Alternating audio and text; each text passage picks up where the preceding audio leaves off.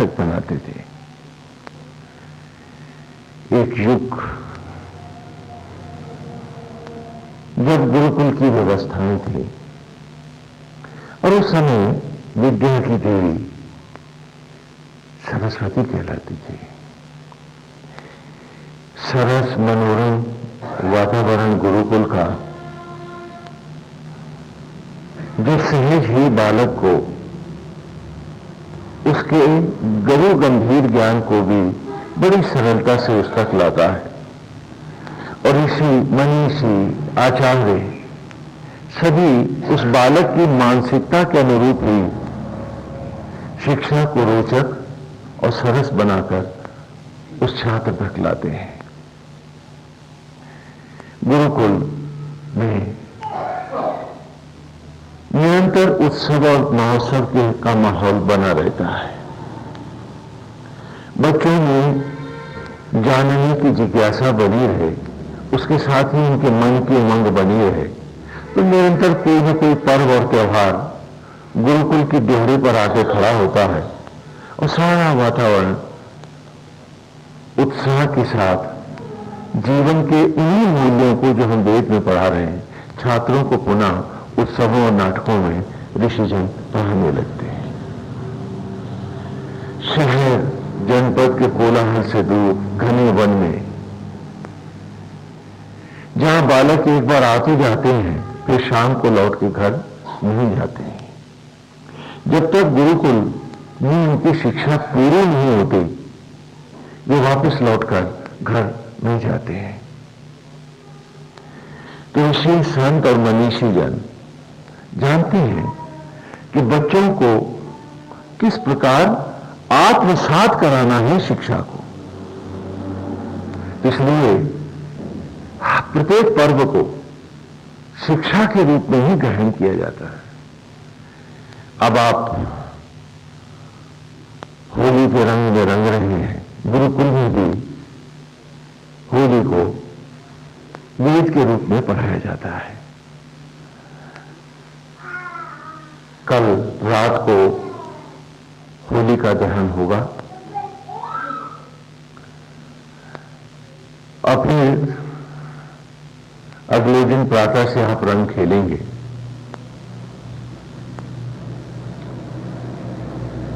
ये पर्व उत्सव गुरुकुल में कैसा होता है, थोड़ा वहां देखते हैं। हाँ, और फिर कि किस प्रकार वेद के ही उस ज्ञान को जो हम ऋचाओं में बालकों को पढ़ा रहे हैं, उसी को किस प्रकार उत्सवों में ढालकर बच्चों तक लाते हैं।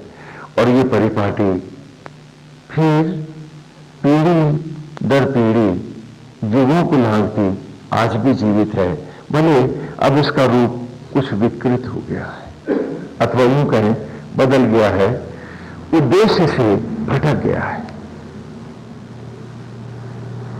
गुरुकुल में होली का पर्व है। बच्चों में उनके जीवन में उत्साह बना रहे, उमंग बनी रहे और साथ ही वेद का अनुपम सरस ज्ञान भी वो धारण करते रहे। इसीलिए नाना कथाओं और लीलाओं के माध्यम से ही ऋचाओं को भी हम पढ़ाते हैं और उसी प्रकार यथा पर्व और उत्सव विशाल रूप से गुरुकुल में मनाए जाते हैं। तो होली की सबसे पहले कथा होती है। राजा हैं हिरण्यकशिपु। देवताओं की कथा हाँ आप भी अब सुन रहे हैं, और गुरुकुल में भी हम छात्रों को नाना पुराणों से वेद वेदांगों से उन कथाओं के माध्यम से जीवन का सत्य पढ़ाते हैं। हिरण्यकशिपु और हिरण्याक्ष दो असुर हैं और यहां कथा में हम बताते हैं कि ये भी देव ऋषियों की ही संतान है।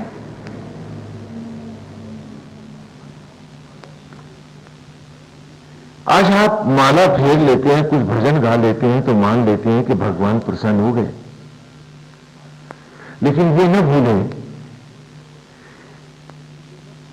कि तपस्वियों के घर में भी असुर उत्पन्न होते हैं जो इतने तपस्वी हैं। क्यों क्योंकि असुर तो जो सुरत्व से हीन गंदे विचार हैं वो किसी के भी मन में उत्पन्न हो सकते हैं। एक क्षण चूका और तुम देवत्व से असुरत्व की ओर सहज ही चले गए। भजन कीर्तन के साथ जरूरी है कि मेरा आचरण, विचार, स्वभाव और मेरी मान्यताएं भी ईश्वर परख हो, उसमें ढले। नहीं तो मेरी सारी पूजा मुझे महाअसुर भी तो बना सकती है। तो ऋषि की संतानें हैं हिरण्यकशिपु और हिरण्याक्ष।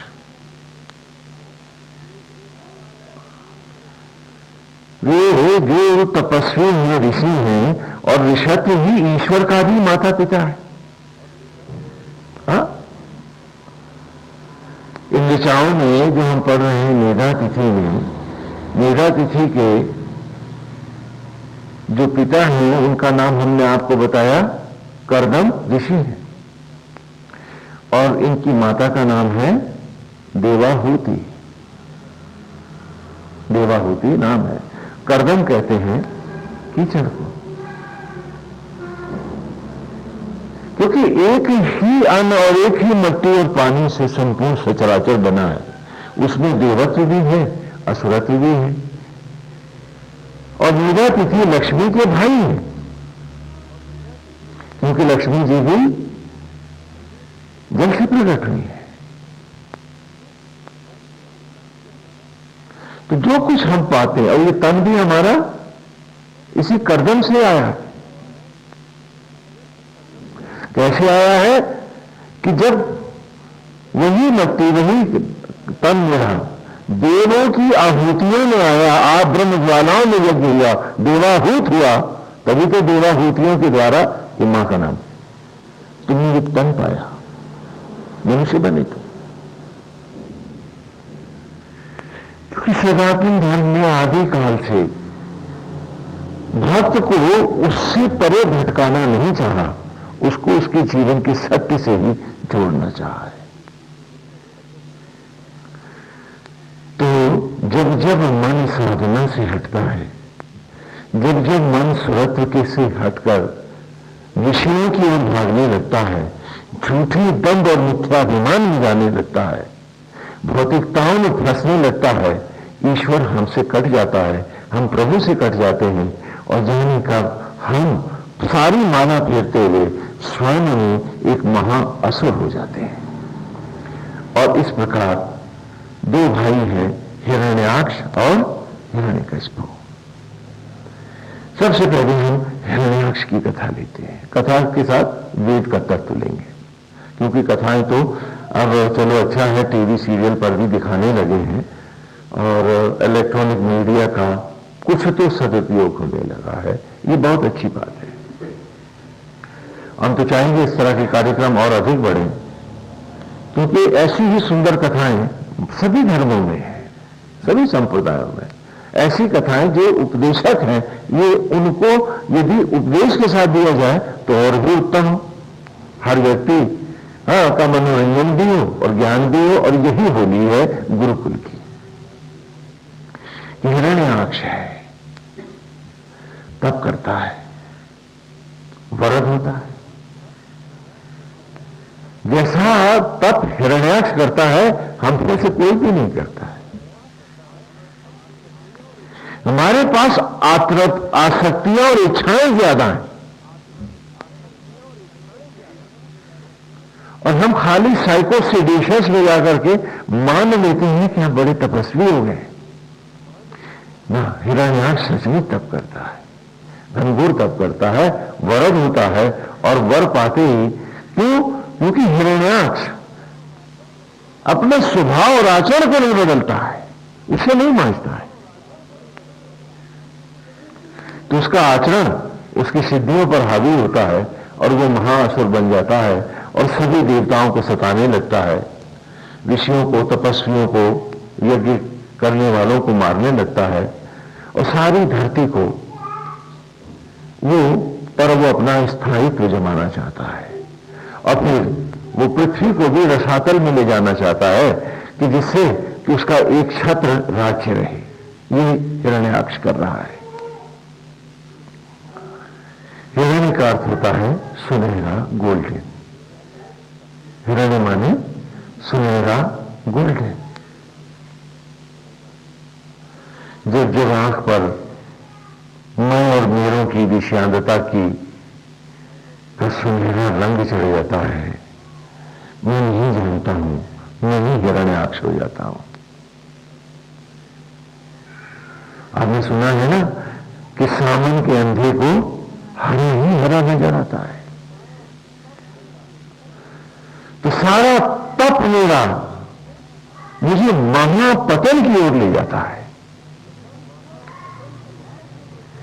और हम सब स्वभाव के प्रति असावधान रहते हैं, आचरण के प्रति हम सारी छूट ले लेना चाहते हैं, और वही गुरु, भगवान और किताबें अच्छी लगती हैं जिसमें इसकी छूट मिल जाए कि मैं जो करूं वो ठीक है, लेकिन दूसरों को नहीं करने दूंगा। और तब मुझे लगता है कि मैंने तो इतना तपाया कि मैं ही भगवान हो गया हूं, अब भगवान रहा ही क्या मेरे अलावा ना। वही दिखा रही हैं, उसी को ना दिखा रही हैं कि अगर तुम्हारी चाहत, तुम्हारी इच्छाएं और तृप्तियां, तुम्हारी सोच नहीं बदली है तो तुम्हारा तप जहर हो जाएगा, विष हो जाएगा।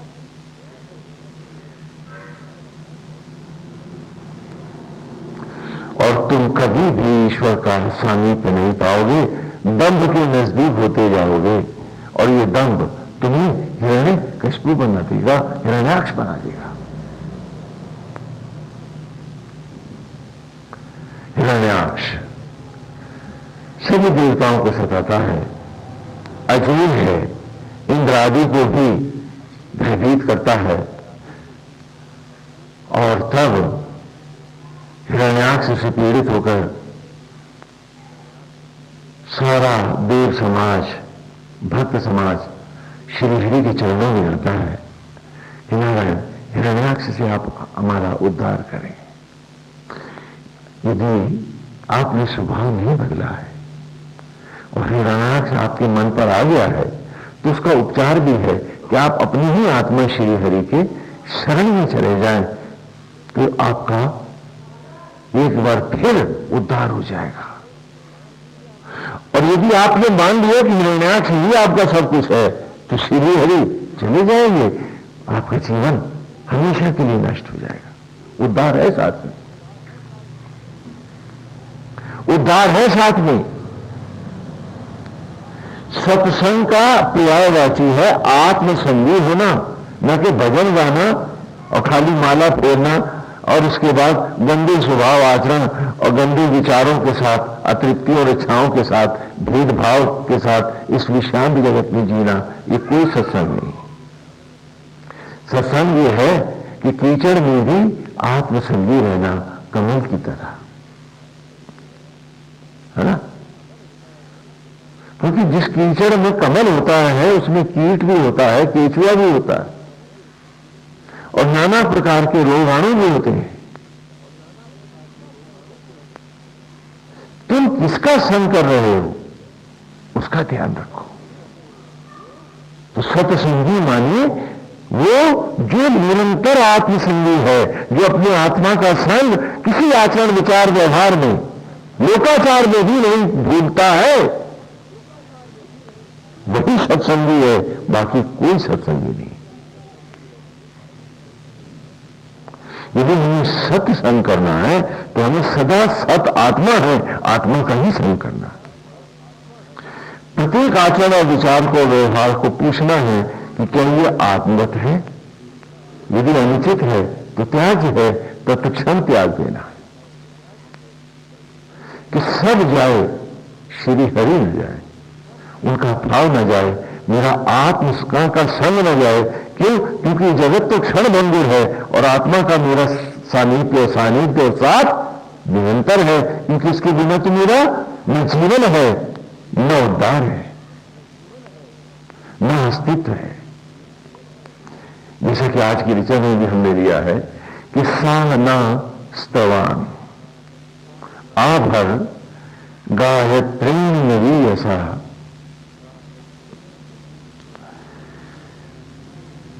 कि जो हमारे जीवन है, जिनसे हमारा स्थायित्व है, और जो हमारे वंदनीय है, स्थावान का दोनों अर्थ है।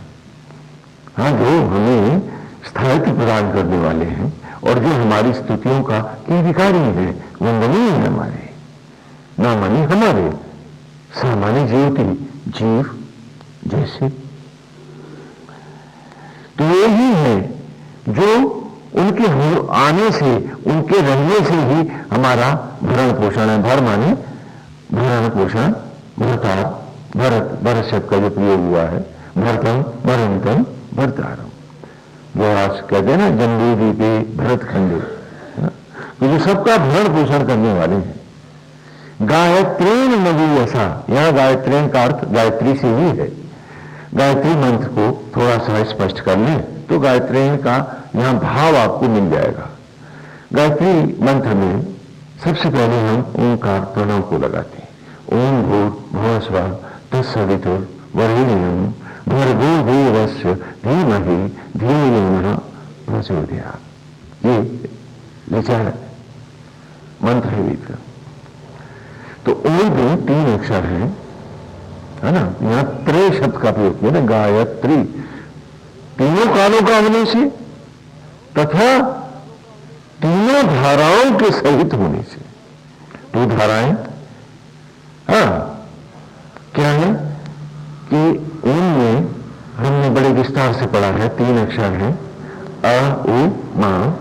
अ से अस्तित्व तत्व धारक ब्रह्मा, उ से उत्पत्ति सृजन सृजक पालक विष्णु, अम्मा से मृत्यु मृत्युंजय महेश।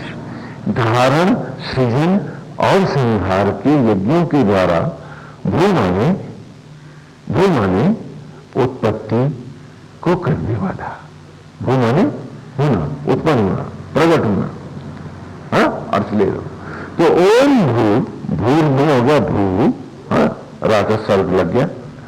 ओम भू माने उत्पन्न किए हुए को धारण करने वाला, जीवन देने वाला, स्थावान स्थायित्व प्रदान करने वाला,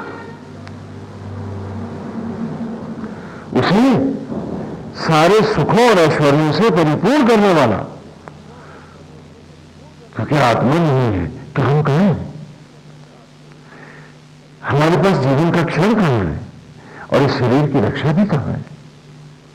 तो ओम भूर्भुवः स्वः तत्सवितुः, ऐसे तत्व माने ऐसे सवितुः, सूर्य के सविता के समान, सूर्य के समान ज्योतिर्मय तेजस्वी स्व, स्व माने आत्मा, स्व माने आत्मा। हाँ, याद रखें, स्वभाव, आत्मभाव, स्वस्थ, स्वधन स्था, जो आत्मस्थ है वो स्वस्थ है। हाँ, ये शब्द जो आप प्रयोग करते हैं हिंदी में भी, तो इनका इन सभी शब्दों की मां तो वैदिक संस्कृत है ना। हाँ, कोई भी भाषा है इस भूमंडल पर, इस भूखंड में, भरतखंड की भाषाओं में की व्युत्पत्ति जो है वो आदि 2 भाषा से है ना। स्वभाव, आत्मभाव, है ना कि निरंकुश भाव। हाँ, नहीं क्या?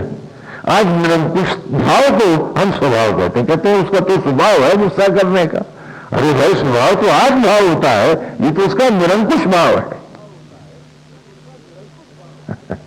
हाँ, समझ में आता है? तो आज हम शब्दों का जो प्रयोग करते हैं तो उनकी आत्मा हटा के करते हैं, आत्मा सहित नहीं करते हैं। हाँ, स्वजन आत्मजन, न कि आसक्त जन। सब शब्द नहीं प्रयोग करते हैं, भाव बदल गए। तो भूर्भुवः स्वः, स्व माने आत्मा, आत्मा होकर मेरे भीतर विराजमान है। जो ऐसे आत्मा का, ऐसे गोविंद का, ब्रह्मा विष्णु महेश रूपी इस आत्मा का वरेण्यम वरण कर रहा हूं। जो वर्णनीय है, वर्ण करने योग्य है, आज ऐसी आत्मा का मैं वर्ण करता हूं। वर्ण शब्द का अर्थ क्या जानते हैं? विवाह में कन्या वधु वर का क्या करती है? तो वर्ण का अर्थ होता है एकांगी भाव से जुड़ना, न कि बाजार बन जाना। वर्ण का अर्थ क्या है? कि पूर्ण रूपेण समर्पण है, मिलन है, जुड़कर एक होने की, अद्वैत करने की, अद्वैत हो जाने की अवस्था का नाम क्या है? वर्ण है। अगर आपने वो मंत्र भी रट मारे और ये बात, ये ईमानदारी ही ना आई, तो बताइए उस मंत्र से क्या सिद्धि मिल जाएगी आपको? जिस मंत्र के प्रति आप ईमानदार ही नहीं हैं, तो क्या आप गिनतियां गिन करके कुछ पा लेंगे आप? तुलसीदास की बात मानस में, दादे भूच विशी सुहाई, वेद पढ़े जन बटू समुदाय। जैसे दादे ध्वनि, हाँ, मेंढकों का टर्राना, चुहो विशेष हुआ, चारों तरफ टर्रा रहे हैं, ऐसा लग रहा है, कैसा लग रहा है? वेद पढ़े जनो बटू समुदाय, जैसे ब्राह्मणों के, बटकों के समूह वेद का ज्ञान कर रहे हैं, क्योंकि समझ में वो भी नहीं आ रहा है, समझ में ये भी नहीं आ रहा, मतलब न उससे है और न इससे। ऐसे मंत्रों से क्या मतलब है आपका? उस रगड़ में से, मंत्रों को रगड़ने से क्या मतलब है जिस भाव में आपका समर्पण नहीं है कि नारायण मैं आपका हूं, लेकिन जरा बेटा अलग है, प्रभु बस आप ही में एकांगी भाव में जुड़ा हुआ हूं, जरा पत्नी का ख्याल करनी है। क्या मतलब है आपका? क्या उसके भीतर आत्मा नहीं है? क्या उसके भीतर आत्मा नहीं है? और क्या उनको उनका वर्णन नहीं करना है? यदि वो आपके प्रति नहीं झुक रहे हैं तो उनके लिए भी तो पाप है।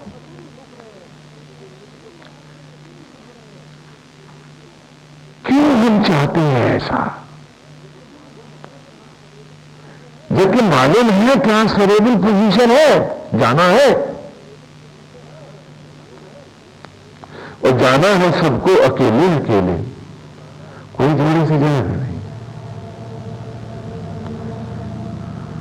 और एक बार मुंडी आंख फिर खुलेगी नहीं, अंधेरों में खोजोगे, भटकते रहोगे, सिवाय भटकाओगे, कुछ पाओगे नहीं।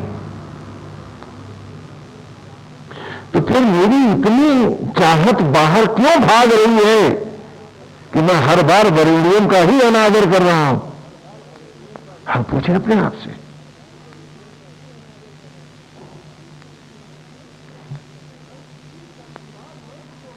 कि हम इसी तत्व का मंत्र जो गा के आए हैं और तुरंत हमने उसको गाली दे दी अपने आचरण में, और ये चाहा कि बाकी भी गालियां दे मेरे प्रति हो जाए, ईश्वर के प्रति ना हो।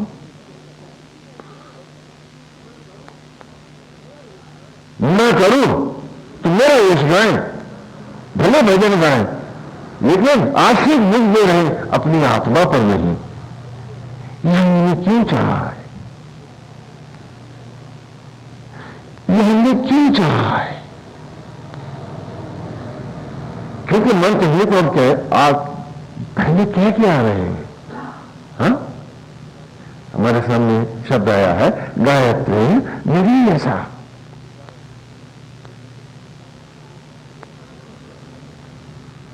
ये अभी तो हम कह के आए हैं कि ब्रह्मा, विष्णु और महेश का जो समन्वित, जो संपूर्ण रूप मेरा आत्मा है, जो सूरज के समान तेजस्वी है, तत्सवितु वरेण्यम, मैं वर्ण कर रहा हूं। और चौथे सूत्र में, पहले ऋषि में हमने इसका वर्णन किया।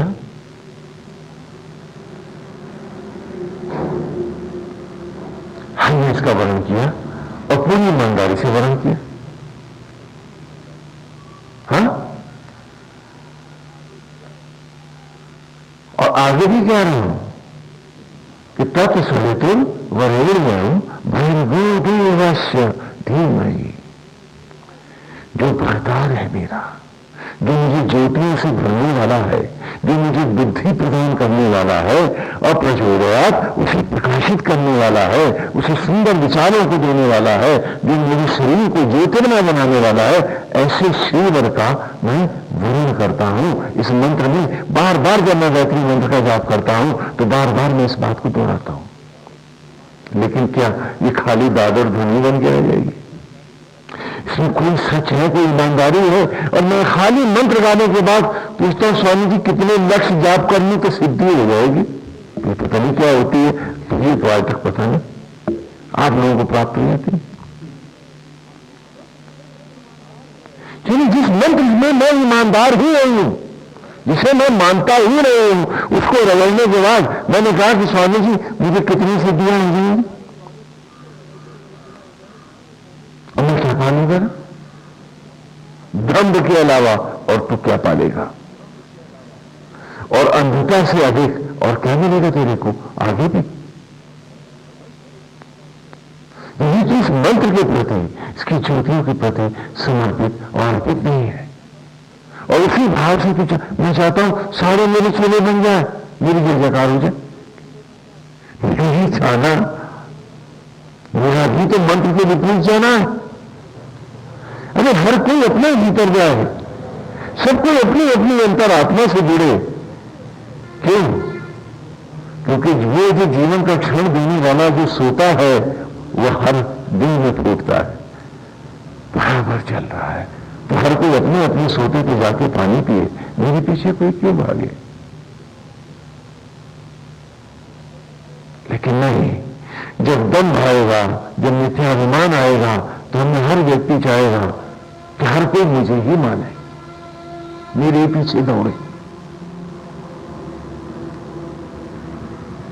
जबकि वेद, सनातन धर्म की जो मूल धाराएं हैं वो हर भक्त को बता रही है कि बाहर बहुत बड़ी बाढ़ आने वाली है, पगले भीतर आत्मा की शरण हो ले। वो जो लाया है तुझे जन्म जन्म, वो ले जाएगा तुझे आगे भी। बस उस नाव से उतरने मत, उसी में बैठना। हाँ, हमारा आशीर्वाद ले, हमसे ज्ञान ले, अपने भीतर जा और उसे पूरी ईमानदारी से धारण कर। समय तेरा भी थोड़ा है, हमको भी जाना है, हम सब अपने अपने भीतर चले। यही तो राह है और यही तो सत्य है। लेकिन नहीं, जब बड़ा व्यक्ति चाहता है सब लोग माने, तो वो बीमारी छोटे में भी आती। और संप्रदायों में जब गुरु जी से गुरु दीक्षित हुए तो मन किया क्या मेरे भी चेले हो जाए। तो घर में उन्होंने अपना ठप्पे ठप्पे मारने शुरू कर दिए, वो भूत निकालनी शुरू कर दी मूर्तियों से कि चलो मेरी भी फालगी मिल जाए। हाँ, क्योंकि बड़ा जो करता है छोटे उसका सहज ही अनुसरण करते हैं। तो यदि बड़ा ही त्यागी नहीं होगा, बड़ा ही सत्यनिष्ठ नहीं होगा, तो छोटे कहां से हो जाएंगे? आज ये सबसे बड़ा दुर्भाग्य है। मंत्र कहां है और हम कहां खड़े हैं। और इसी मंत्र को हमने पिछले ऋषि के चौथे सूक्त में पढ़ा है। जरा गायत्री शब्द को वहां भी स्पष्ट करने एक बार दोबारा संक्षेप में कि स्वरूप प्रकृति सुदुघान वो देहे जुहुमसी देवी देवी कि स्वरूप प्रकृति हे संपूर्ण सगुण साकार को प्रकट करने वाले स्वरूप साकार सगुण जो भी दृश्य है, कृति करने वाले कलाकार स्वरूप कृति मूत है और स्वयं अपनी हर कृति में बंध जाने वाले आत्माओं को बंधा है ना हम सब में। तो स्वरूप कृति मूत है सुदुघान एव गोधुए। और जैसे दुधारी गौओं का तो वृंदावन में गोदोहन करता है, उसी प्रकार आत्मा होकर सचराचर मात्र में गोदोहन करने वाले हे ग्वाले, हे घटघटवासी, हे आत्मा जुहुम असी देवी देवी सुबह लिए हाथ में, यज्ञ का जो शुरुआत है ना, सुबह लिए हाथ में, हाँ निरंतर वन ज्वालाओं में यज्ञ करती हर दिन है तेरी सुंदर मनोहारी कृति, जिसके माथे पर अर्ध भाल चंद्राकार तिलक है। ऐसी मनोरम छवि का देवी देवी मैं घट घट क्षण क्षण चिंतन करने लगा। जब समय गोविंद तुझे देखने लगा। मंत्र लेने से पहले मंत्र को देखना होता है। क्या तुझे गायत्री का मंत्र जो आत्मा का है वो आत्मा सुनने मिलती है? नहीं तो तुम मंत्र क्या करता है, दग्ध को भेजता है, भाव को गाता है, हाँ, अतृप्तियों और इच्छाओं को जीता है। तो इस मंत्र से पहले की यह अवस्था है मेरी, बाद में ये मंत्र मेरे जीवन में उतरता है। गायत्री नहीं ऐसा मैं नहीं जान पाता। खाली गाने से, भजनों से जो मुझे इतना मंगल और शांति मिलती है, यदि मैं उसमें जीने लगूं तो मुझे क्या मिलेगा? दुख, पीड़ा, या और भी अनंत अवस्था की प्राप्ति होगी, अनंत सुख मिलेगा। तो फिर मैं उसमें जाता क्यों नहीं? यदि लोभ ही नहीं हूं तो मेरा लोभ इधर क्यों नहीं आता? विपरीत क्यों जाता है? हाँ, उल्टी तरफ ही क्यों भागता हूं? खाली 7 दिनों में एक दिन सीधा चलता हूं और बाकी 6 दिन, एक दिन कहां 2 घंटे और फिर उल्टा चल देता हूं। क्यों? क्या मुझे याद नहीं कि मुझे जाना है? क्या मुझे याद नहीं ये ट्रांसफरेबल पोजीशन है? और क्या मुझे याद नहीं कि चमड़ी का कपड़ा भी उतार लेगा कुदरत का डायरेक्टर और कहेगा जो अगला जीव आएगा उसे पहनाऊंगा? ये तेरा थोड़े ना, ये शरीर का कपड़ा भी चिता की लकड़ियों पर उतार दे। तो फिर और क्या साथ जाना है मेरे? क्या मुझे याद नहीं? क्या मैं भूल जाता हूं हर बार? और जब मैं नहीं भूलता हूं तो फिर हर बार फिर गलत आचरण, वही पाप क्यों दोहराने में बैठ जाता हूं? एक क्षण मन प्रभु से हटा नहीं कि फिर वही विशांत जगत, वही सवाल, उसी से मैं जी रहा हूं। क्यों? बार बार यदि हम अपने आप को पूछेंगे, बार बार हम अभ्यास करेंगे तो जरूर हम सुधर जाएंगे। कहानी करत करत अभ्यास थे जड़मते होत सुना। तो यहां गायत्री मंत्र से पूर्व का भाष हमको चौथे सूत्र में दिया है, हम मधुसूदन ऋषि ने, कि देवी देवी तेरी सुंदर मनोहारी कृति का मैं घट घट क्षण क्षण चिंतन करने लगा हूं।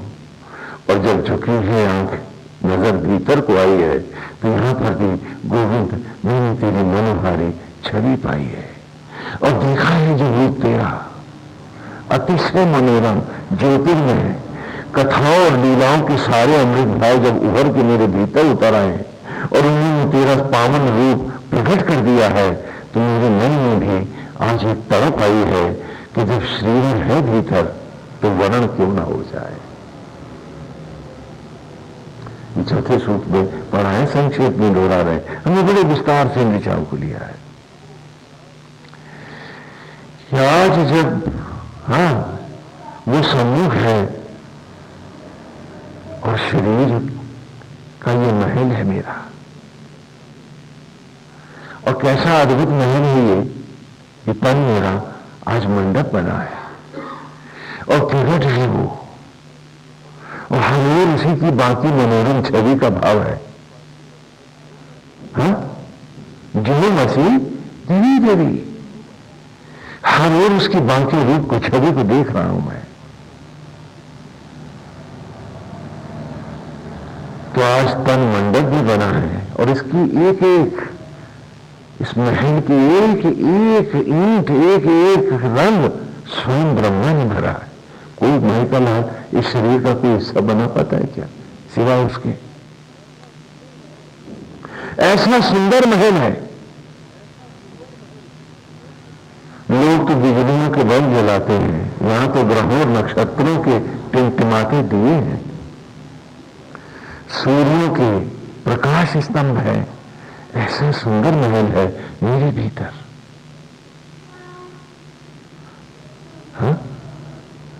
वो भी है, मैं भी हूं, और ब्रह्म ज्वालाएं भी प्रज्वलित है, यज्ञ की वेदी भी है। तो आज क्यों नहीं भावरण ले लूं मैं अपने श्रीवर से? तो क्या किया? कि स्वरूप कृति होते सुविधान गो देवी जो नशे देवी देवी। क्या आज उस सुंदर मनोरम रूप को जब देखा है तो मेरे मन में एक तड़प आई है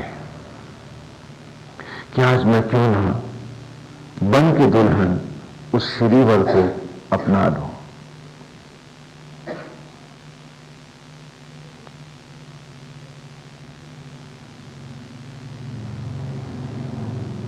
तो सवन की बेला है।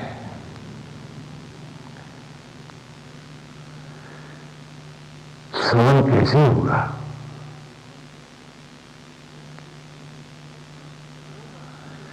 तो कहा सोम से सोम अपा अभी, कि जल नहाने से पहले सवन लेना होता है। सवन समझते हैं आप? सवन उस स्नान को कहते हैं। उपना सवना अभी सोम से सोम अपा अभी गोदा इधरी बतो बता, कि सवन में व्याप्त होने के लिए आज जल मंगाया है मैंने। तो सवन कहते हैं उस स्नान को कि सामग्री जब यज्ञ में से पहले हम नहलाते हैं तो उस स्नान को क्या कहते हैं? सवन कहते हैं।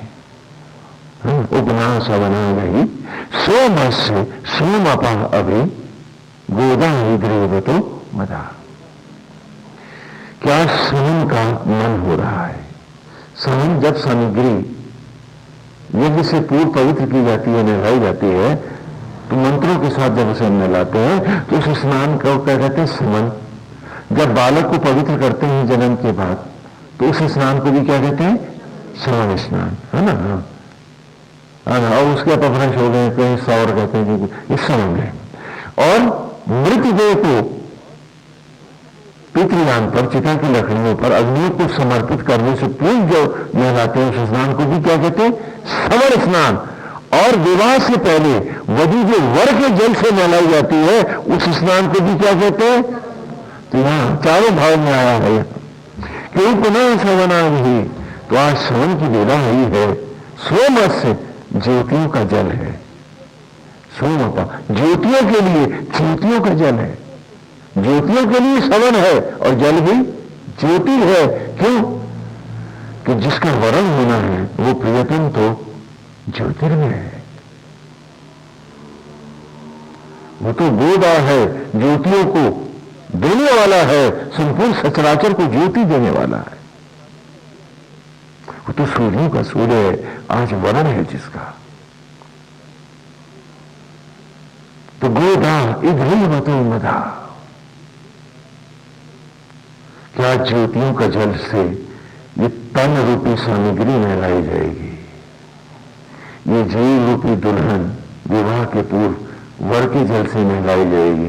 आज तो ये सामग्री बन ब्रह्म ज्वालाओं को अर्पित होगा और जीव गोपी आत्मा गोविंद की हो जाएगी। गोदा इधरी मतो मधा।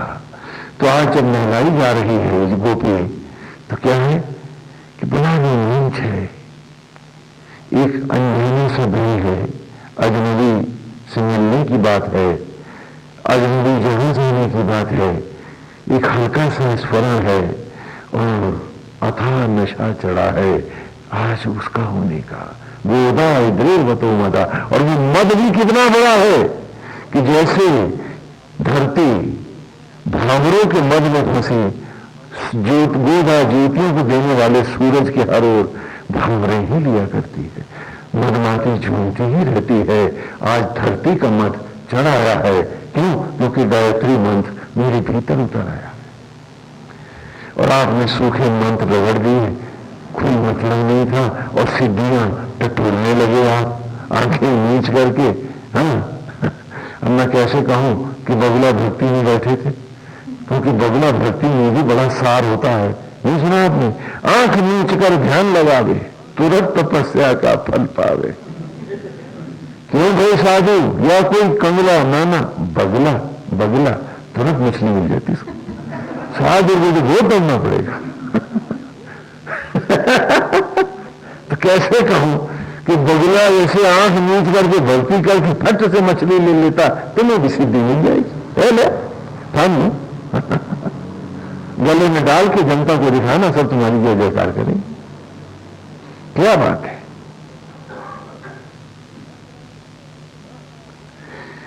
और जबकि यहां भाव है कि भाव से भज, रोमांचित हो और उसमें डूब जा, ये वेद कह रहा है। और कहते हैं ये तो बहुत सरस नहीं है स्वामी जी। हमने कहा पता नहीं कहां से पढ़ा है तू। जीवन का सबसे बड़ा रस ही वेद है। वो कहा कि यहां तक मैं पहुंचा कैसे? तो आगे कहा है अथाते अंतमानाम विद्याम सुमति नाम मनो अपेक्षा आ गई। पढ़ के आ रहे हैं आप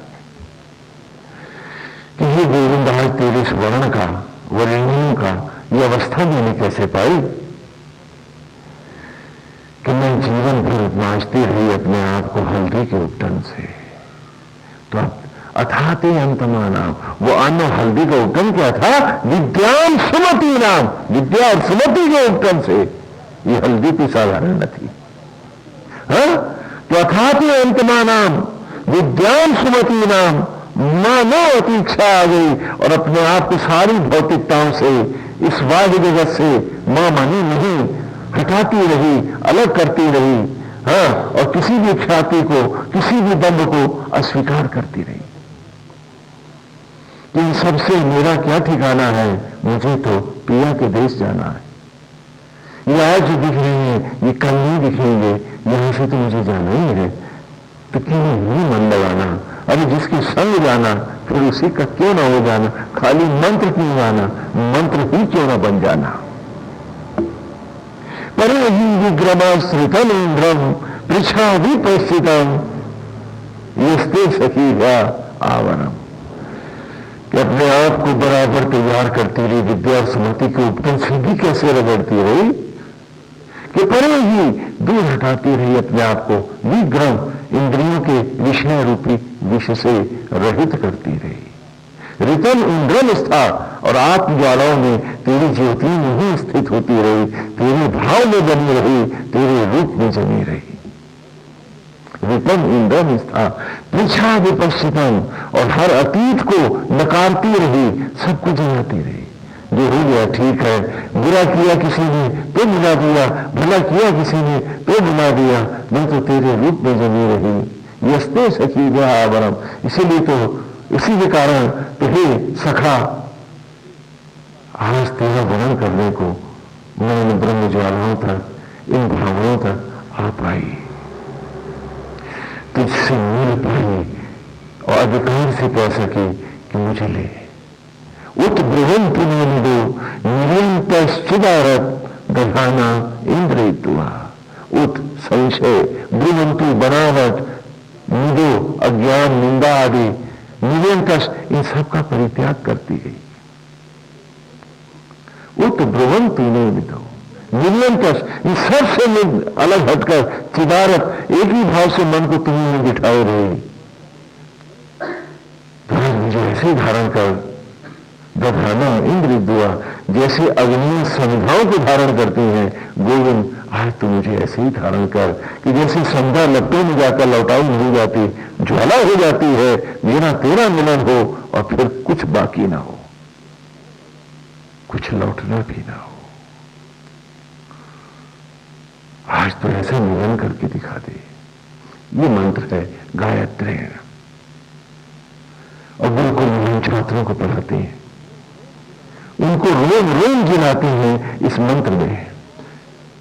आज आप इस मंत्र से भी कुछ लोभ पाना चाहते हैं। हाँ, हर जगह धंधेबाजी है, नाता है तो व्यवसाय है, रिश्ता है तो धंधा है, और जीवन सिर्फ एक धंधा बन के रह गया है। मणिकर्णिका का तो उद्धार हो जाएगा, हमारा कैसे होगा? जिन्होंने जीवन की हर राह को एक धंधा बना लिया है।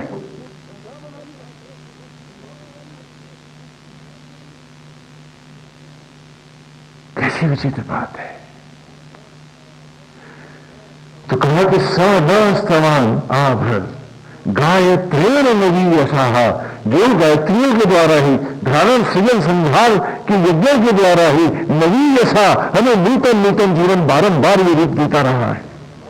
रहीम वीरवतन दिशाम, शीघ्रता से, आतुरता से, व्याकुलता से अरे इस आत्मा के सत्य को पा, इसमें डूब के दिखा दे, और आज अपने में वो सामर्थ्य ला।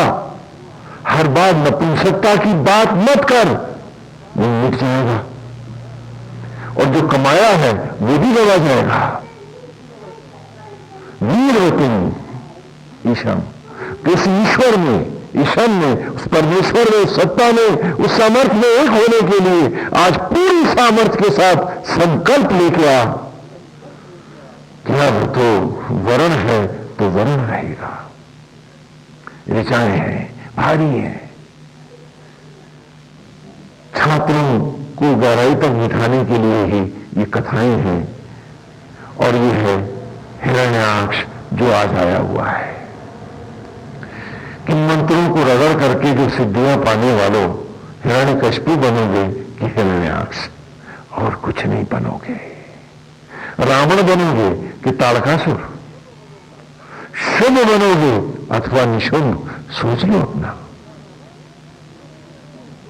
क्यों? क्योंकि तुम लोभ से जुड़ो, मतलब से जुड़ो।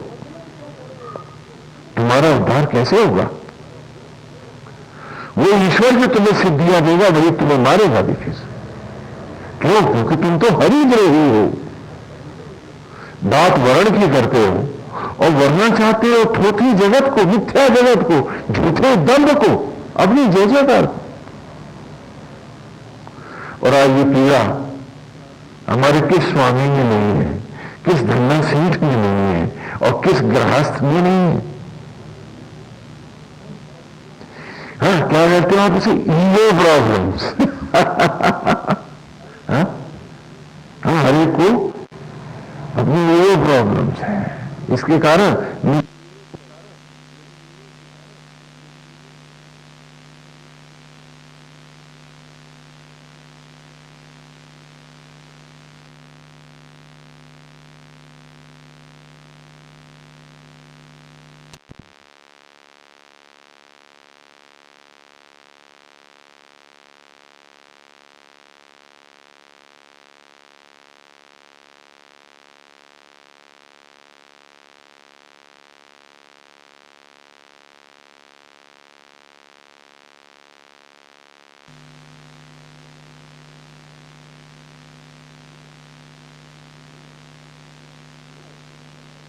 कि ये हमारा राजा, हाँ, देवता है, कुत्ता है, तो ये कुत्ता है, ये बिलौटा पाल रहा, बढ़िया मान है उसको पाले हुए, और बंदर आके इसकी जुएं निकालते हैं और नाग के साथ ये लिपट के सोता है, और वो नाग देवता और मोर आपस में गले में लिपटे एक दूसरे के बैठे रहते हैं।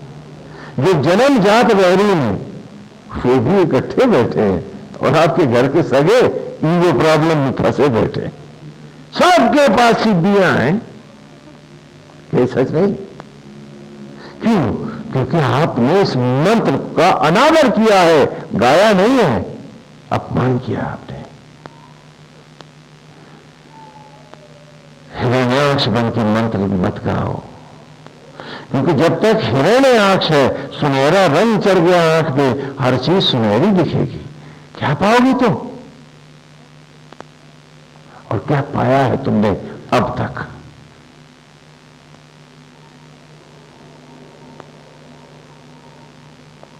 हिरण्य माने सुनहरा और आंख माने आंख।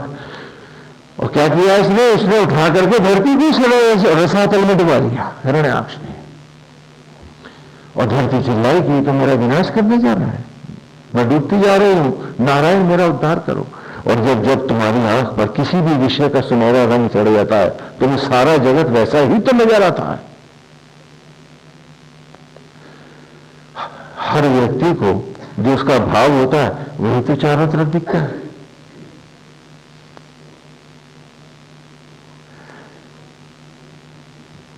एक कथा, एक उदाहरण दे रहे हैं। आचार्य द्रोण ने कहा, दिल्ली में युधिष्ठिर से कहा, युधिष्ठिर मैं चाहता हूं कि तुम एक अच्छा व्यक्ति, एक अच्छा नागरिक, जो तुमसे अच्छा हो, जो तुमसे खराब व्यक्ति हो, तुम उसको पकड़ के लाओ। युधिष्ठिर से कहा, जाओ एक बुरे आदमी को ढूंढ लाओ। तो युधिष्ठिर सारे जनपद में घूम रहा है कि ये व्यक्ति बुरा है, लेकिन इसमें ये अच्छाई है जो मेरे पर नहीं है। आगे बढ़ गए और सारा दिन युधिष्ठिर ढूंढते रहे, उन्हें एक बुरा आदमी नहीं मिला। आगे रोने लगे, बोले क्या गुरुदेव आज आपने मुझको मेरा स्वदर्शन करा दिया, मेरे में कितनी कमियां हैं, आज मैं सारे जंगल में घूम के देख आया। गुरुदेव सब में कोई ना कोई अच्छाई है और वो मेरे में नहीं है, इसलिए मैं कोई बुरा आदमी नहीं ढूंढ के ला पाया। कहा तुमको तो कोई अकल ही नहीं है, अच्छा तुम जाओ। हाँ, उन्होंने दुर्योधन से कहा कि दुर्योधन तुम जाओ,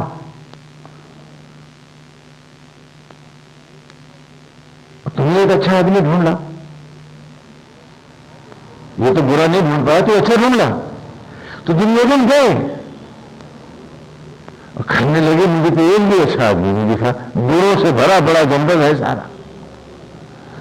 तो यहां क्या दिखा रहे हैं कि उसकी आंखों में जो अच्छाई का रंग चढ़ा है तो उसको हर आदमी तो अच्छा दिखता है और उसकी कोई एक कमी अपने में खोज देता है।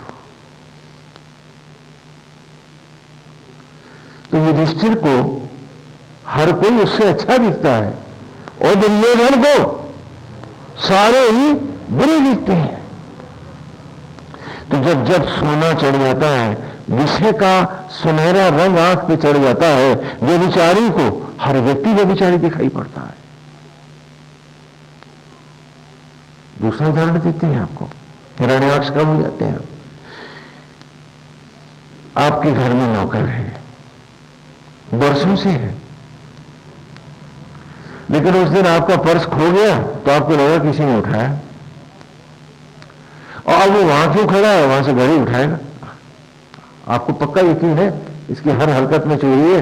वो पड़ोसी के नौकर के साथ बैठ के लगता है गांजा पीने लगा, वो तो बदमाश है, ये भी उसका साथ कर रहा है, वहां क्यों खड़ा है? अच्छा हाँ, गहनों की नियत है इसकी, वाइफ की गहने भी आपकी रखी है, मतलब उसके हर एक्शन में आपकी चोरी दिखाई पड़ रही है। और जब ट्रक के पीछे आपको आपका पर्स मिला तो रंग उतरा, अरे कहना बेकार में शक कर रहे थे। ये हिरण्याक्ष है। और ये बीमारी, हाँ, ये बीमारी कंजक्टिवाइटिस हम सबको लगी हुई है, हाँ? हम सब रोगी हैं, हम सब रोगी हैं। इसी को हिरण्याक्ष कहा है अंग्रेजी में। अब आज के युग में आप इसको कंजक्टिवाइटिस कह सकते हो ना, मुझे लाल आंख हो जाती है, आई फ्लू आ जाता है, कभी बांग्लादेश से तो कभी कहीं से। हाँ? हाँ? ये हिरण्याक्ष है। तो महाविष्णु लीला करते हैं प्रभु, वो वराह का अवतार धारण करते हैं, जंगली शूकर का, और उनका हिरण्याक्ष के साथ भयंकर युद्ध होता है। हिरण्याक्ष को वो मार देते हैं।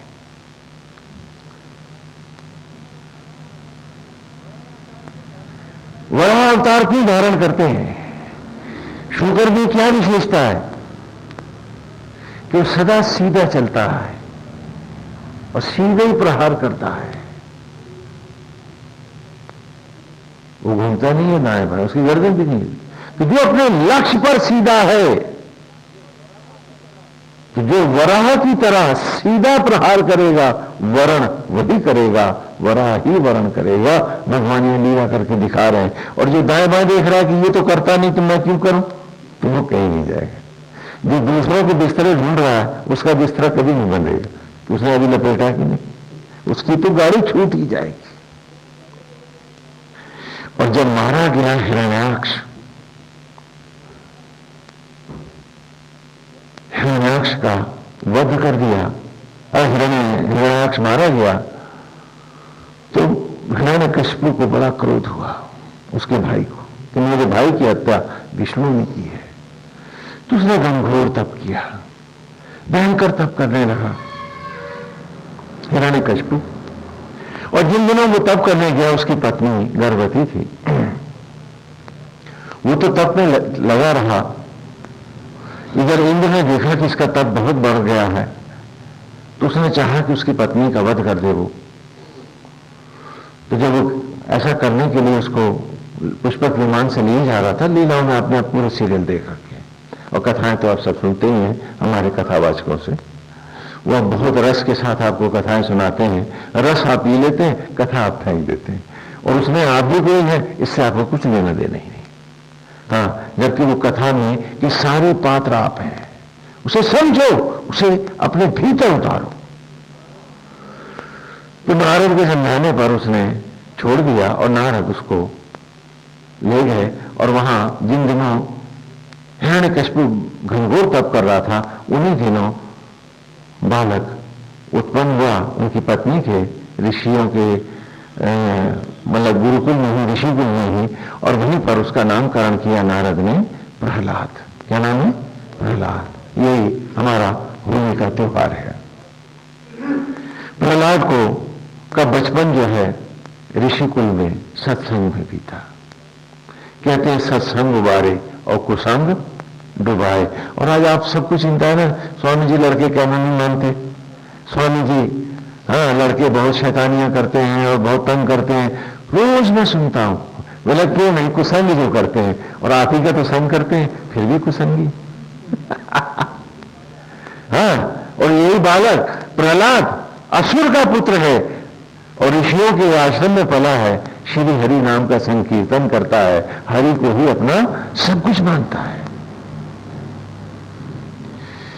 हिरण्यकशिपु के तप के बाद ब्रह्मा प्रकट हुए और उनका मांगो क्या मांगते हो, कहा मुझे अमर कर दो, कहा ये नहीं और जो मांगना हो मांग लो, कई बार मांग लो। तो कहा मैं मांगता हूं, मैं मांगता हूं, मुझे आप वर दो कि न मैं दिन में मरूं न मैं रात में मरूं। तथास्तु, न मैं धरती पर मरूं और न मैं आकाश में मरूं। बोले ठीक। कहा जल और थल में मेरी मृत्यु न हो, कहा यह भी उचित है, स्वीकारा। कहा न घर के भीतर मरूं और न ही घर के बाहर मरूं। बोले ठीक, ये भी स्वीकार। कहा न अस्त्र से मरूं न शस्त्र से मरूं, ये भी। कहा देवता यक्ष किन्नर मानव किसी से न मरूं, कहा ये भी ठीक है, दिया। कल फिर मैं कहां मरूंगा, बोले फिर तू जान। ब्रह्मा जी चले गए। अब हिरण्यकशिपु बड़ा खुश है और चारों तरफ उसने आतंक फैलाया हुआ है। हाँ, जाकर अपनी पत्नी और बेटे को भी ले आया है और उसने कहा कि सबके यज्ञों का विध्वंस करो, किसी को तप न करने दो, अब तो मैं ही भगवान हूं, क्योंकि मैं मारा ही नहीं जा सकता। हाँ, और वो सबको सताने लगा। लेकिन उसका पुत्र प्रहलाद है तो वो मानता नहीं है। वो बार बार उसे समझाता है कि उस दम्भ का परित्याग करे। कुपित हो उठता है हिरण्यकशिपु, गुरु के यहाँ भेजता है कि अनाड़ी है, अज्ञानी है, इसे पढ़ने के लिए भेजो। तो गुरु के यहाँ जब प्रहलाद आते हैं तो बाकी सारे बालक दूर रहते हैं, उनसे दूर हटते हैं। क्यों? क्योंकि वो तो युवराज है। वो कहते हैं महाराज आपकी तो परछाई पर भी हमारा पांव या स्पर्श नहीं हो सकता, हम आपको दूर से प्रणाम करेंगे। तो प्रहलाद उन्हें बताते हैं कि नहीं, हमने कोई गरीब नहीं, कोई अमीर नहीं है, भगवान महाविष्णु घटघटवासी हैं, ये नारायण ही हम सब में व्याप्त हैं, हम सब समान हैं और वो एक पिता हैं, वही हम सबको उत्पन्न करते हैं। आओ मेरे साथ आओ, हम सब हरि नाम संकीर्तन करेंगे। और सब एक दूसरे का हाथ पकड़ करके और नाचने लगते हैं, गाने लगते हैं। तो गुरु ने देखा कि अरे ये तो भजन गा रहा है, अभी अगर इसके पिता ने देख लिया तो मेरा तो काम ही हो जाएगा। तो दौड़ के आए और उन्होंने हाथ छुड़ाया प्रहलाद से लड़के का और झंझोड़ा, तो हाथों को पकड़ते ही मालूम नहीं गुरु जी को भी क्या हुआ, वो भी हरि नाम संकीर्तन गाने लगे। इधर हिरण्यकशिपु ने सोचा देखो मेरा बच्चे को गुरु ठीक से पढ़ाते रहा है, जब वहां गया तो देखा सारे नाच रहे हैं और हरि नाम संकीर्तन हो रहा। बड़े क्रोध से दौड़ा वो और झटका देकर के गुरु को अलग किया, संकीर्तन रुक गया। देख रहे कि गुरु ने भी छुआ तो वो भी गाने लगा, लेकिन हिरण्यकशिपु आया तो सबका कीर्तन, सर्किट में एक फ्यूज बल्ब आ जाए सारे अंधेरे हो जाते हैं। तो फ्यूज बल्ब की तरह ही सत्संग सुनते रहेंगे हम हाँ, ध्यान से सुनो, ध्यान से सुनो। क्योंकि फ्यूज बल्ब अगर ना होते तो बाहर निकलते कथा भूल जाती और फिर वही गलत आचरण, गलत स्वभाव व्यवहार क्यों होता है हमारा। गुरु से कहा तो गुरुदेव ने कहा कि भाई हम इस बालक को नहीं पढ़ा सकते, ये तो कोई जादू जानता है, इसको ले जाओ, हम नहीं पढ़ा पाएंगे। तब फिर हिरण्यकशिपु उसको नाना प्रकार के दंड देता है, ऊपर पर्वतों से नीचे फेंकता है, हिंसक पशुओं में डालता है, सब कुछ करता है, लेकिन प्रहलाद का वो कुछ भी बिगाड़ नहीं पाता है। उसकी बहन है होलिका, उसे सूर्य के वरदान से एक दुशाला मिला है कि जो भी इस दुशाले को उड़ेगा वो नहीं चलेगा। तो होलिका कहती है कि इसको लेकर मैं बैठ जाती हूं आग के अंबार में, यदि ये तुम्हें भगवान मानेगा तो मैं इसको भी अपने दुशाले में लपेट के उतार लाऊंगी, नहीं तो ये जल जाएगा और मेरा अग्नि से कुछ बिगड़ने वाला नहीं है। उसको लेके बैठ जाती है, लेकिन वो तो हरि नाम संकीर्तन करते ही रहता है। और ईश्वर की लीला की तेज हवा चली और उड़कर दुशाला प्रहलाद को लिपट गया और होलिका स्वयं जल गई। जब मर गई होलिका भी तो प्रहलाद बाहर निकल आया मुस्कुराता हुआ।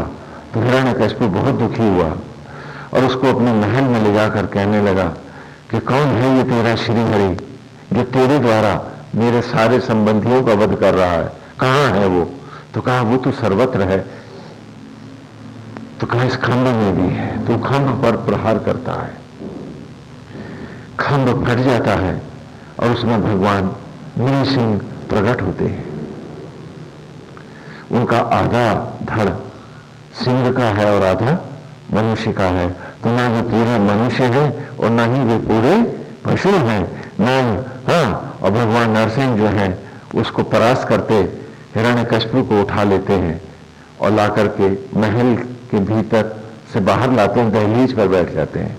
और तब उससे कहते हैं हिरण्यकशिपु अब सुन, नंगे दिन है नंगी रात है, ये सांझ का झुटपुटा है। तूने कहा था ना तू न दिन में मरेगा और न रात में मरेगा, तो ये सांझ का झुटपुटा है। न तू घर के भीतर है और न ही बाहर है, दहलीज पर है। न तू धरती पर है न आकाश में है, मेरी गोद में है। और तुझे मारने वाला न तो पूरा मनुष्य है, न यक्ष है, न किन्नर है, न पशु है, और न तू अस्त्र से मरेगा न शस्त्र से मरेगा। और अपने पहियों से उसका पेट फाड़ देते हैं और हिरण्यकशिपु का वध हो जाता है। और भगवान तब प्रहलाद को अपनी गोद में लेते हैं। उसी प्रहलाद के कारण ही प्रभु का क्रोध शांत होता है। हाँ, और इस प्रकार ये प्रहलाद की कथा होती है। अब इस कथा का रहस्य भी गुरुकुल में अब हम बच्चों को पढ़ाते हैं, थोड़ा आप भी जान लो। ये गुरुकुल में इस कौन कैसे पढ़ाते हैं। हिरण्य माने होता है सुनहरा, हिरण्य माने गोल्डन, और कशिपु माने बिस्तर। और ये ऋग्वेद के पहले ऋषि में पहले ही सूक्त में हम आपको पढ़ाए हैं। उपताग्ने दिवे दिवे दोषावस्तर धिया वयम नमो भरंत एमसी। उप माने व्याप्त हो गए, तो हाँ तुम में हे अग्नि, उप तो अग्नि, तो माने तुम, अग्नि माने आत्मा परमेश्वर। उप तो अग्नि, उप माने व्याप्त हुए, दिए गए जब, तो अग्नि तुम में हे अग्नि। कौन? हम। कौन? कैसे? हम लोग कौन? दोषावस्था धिया वयम, दोषपूर्ण बिस्तरों पर सोने वाली बुद्धियों वाले हम लोग, हिरण्यकशिपु की गोद में बैठे हम सब। दोषावस्था, इसका दूसरा अर्थ क्या हुआ? हिरण्यकशिपु। हिरण्य माने सुनहरा और कशिपु माने बिस्तर, और दोषा माने दोषों से परिपूर्ण, वस्ता माने बिस्तर। हाँ, तो उपत्वाग्ने दिवे दिवे दोषावस्था धिया वयम, ऐसी बुद्धियों वाले जिनकी बुद्धियां हमेशा हिरण्यकशिपु पर अर्थात दोषों के विषयों के बिस्तरों पर सोती हैं, ऐसी बुद्धियों वाले हम लोग भी हाँ, जब तुम में व्याप्त हुए हे अग्नि, धीरे धीरे तुम्हारी अमर रश्मियों में जो समाये तो अमर हो गए। पाप और कलुष जल गए हमारे, क्षण भंगुर जीव अमृत को पा गया। नमो भरंत मसीह। ऐसे भरतार हम आपको बारंबार प्रणाम करते हैं। ये पहले ऋषि के पहले सूक्त में पढ़ के आए। तो वो यहां पर भी है कि हिरण्यकशिपु, हिरण्य माने सुनहरा और कशिपु माने विस्तार। सुनहरे लोभ के बिस्तरों पर ही तो हम सोए हैं, इसीलिए तो अपनों के लिए झूठ बोलते हैं और परायों के लिए पाप भी कर डालते हैं, उसे झूठा बता देते हैं, फरेब करते हैं। हम हिरण्यकशिपु के बिस्तरों पर सोने वाले ही तो है। विषांत बिस्तर लगा है, चाहे जितना भजी मैं भगवान से कुछ पाना चाहता हूं, माला फेरी है तो ये और दे देना, ये सिद्धि भी दे जाना मेरे को। क्यों? क्योंकि लोभ के लिए तो कर रहा हूं, तो मांगूंगा नहीं कैसे? और लोभ में मेरे को नहीं, मेरे बेटों को भी दे जाना, बहुओं को भी दे जाना, फलानों को। अरे पूजा कर रहा है, ये बिजनेसमैन बन के बैठा हुआ है भगवान के सामने। नहीं सोचता हूं मैं। क्यों? क्योंकि हिरण्यकशिपु के बिस्तर पर जो सो गया हूं और हिरण्याक्ष जो मैं हो गया हूं, सारी पूजा नरक जा रही है। और दम आसमान चल रहा है कि बड़ा तप कर डाला है मैंने।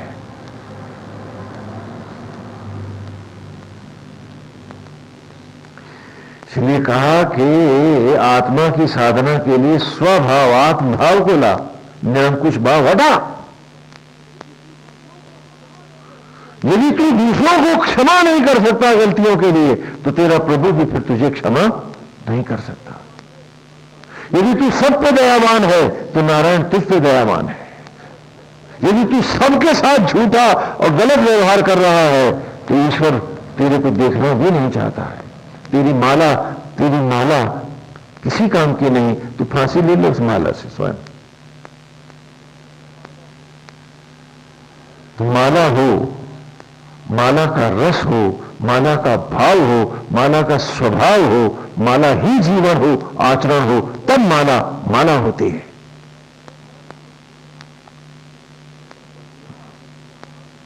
वरना बगले में भी आंख मूंद कर ध्यान लगाया, मछली मिल गई और तू भी सिद्धि ले ले।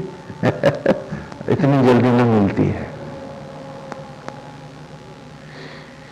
हाँ, तो हिरण्यकशिपु के बिस्तर पर। और प्रहलाद कौन है?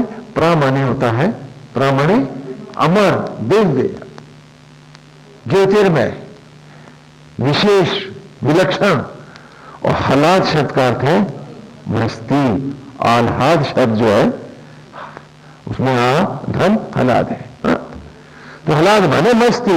आत्मा की अमर मस्ती क्या है? प्रहलाद है। तो मैं तुमको होली में भी किसकी कथा सुना रहा हूं? तुम्हारी, तुम सबकी कहानी। कि प्रा माने अमर और हलाद माने मस्ती। जो प्रभु की अमर मस्ती में बसा है वो क्या है? वही प्रहलाद है। मन हिरण्यकशिपु है, जीव प्रहलाद है और आत्मा नृसिंह है। आत्मा ही, श्री हरि ही नरसिंह का रूप धारण करते हैं। मुझको कहानी सुनाता मेरा गुरुकुल कि जब मैं मन के प्रभाव में आता हूं, विषयांत जगत मेरा सब कुछ हो जाता है, ईश्वर को भी मैं ठगने पे उतर रहता हूं, मैं हिरण्यकशिपु हो जाता हूं। मेरी वो सारी पूजाएं और साधनाएं यदि शक्ति भी पाती हैं तो मेरे लिए सिर्फ मौत ही लाती है, विनाश ही लाती है, कुछ नहीं पाता हूं।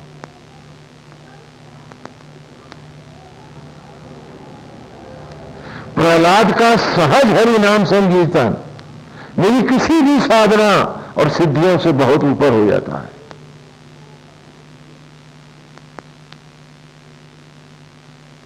मुझे हिरण्यकशिपु नहीं प्रहलाद बन के दिखाना है। जब जब जीव प्रहलाद बनता है, ये मन उसकी बड़ी कड़ी परीक्षाएं लेता है, और जो फेल हो जाता है उसका प्रहलाद मर जाता है, जो पास होता है उसे श्री हरि मिल जाते हैं। मन पहले प्रलोभनों में फंसाता है। शिक्षा में आज की शिक्षा में भी तो है, अच्छी नौकरी, बढ़िया तनख्वाह और मोटी घूस, इसी के लिए औलाद पढ़ाती हो। अब जमीन तो गया, ये नया 3 सूत्र आ गया आगे जमीन की, बढ़िया नौकरी, हाँ अच्छी तनख्वाह, मोटी बढ़िया नौकरी और मोटी घूस। अब नया जन्म है लाड निकालेगा, और जैसे सारे नेताओं ने सेकुलरिज्म के नाम पे आपके गले में डाल दिए। पढ़ा है?